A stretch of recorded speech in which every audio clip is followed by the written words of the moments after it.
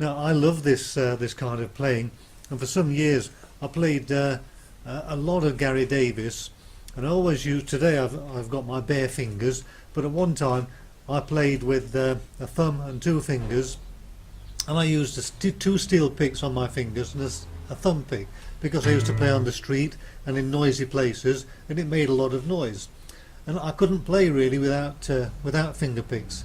But now I hardly use them at all. It doesn't sound very nice when I use them, but still on the street I use them when I want to make a lot of noise. And for the finger picking style, I dumb it down, so I can play delicate stuff without finger picks. But when I have finger picks now, they tend to be I hit more than one string at a time to make a kind of a swing blues, Brunsy kind of a sound. But for Hesitation Blues, I always really liked this song. I always played it too quickly, and I always tried to play it like Gary Davis did, just with one thumb and one finger. And because we've got a tendency, when we hear something complicated, we immediately want to use 2 or 3 fingers. So I like this approach.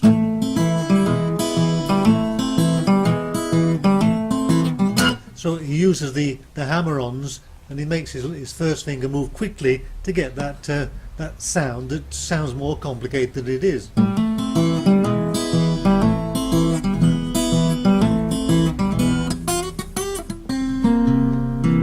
of course his trademark single string run licks, which he plays with his alternating thumb and finger.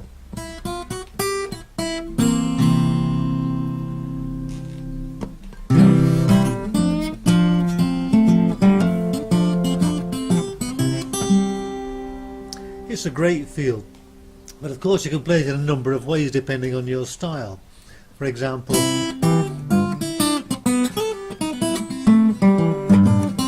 so there I use 2 fingers and I slide up. Instead of trying to hit the strings in quick succession, da da da da, I'll slide up, and I'll use my second finger. But you can play around with it and put your own things in there. Sometimes you can play it with 2 fingers, sometimes you can play it with 1. Sometimes if I'm playing too fast, then I do use 2 fingers because I can't get the single strings in, the single 4 finger strokes in.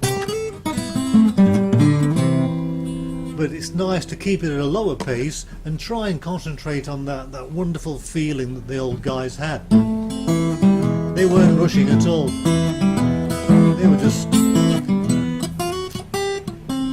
playing their music.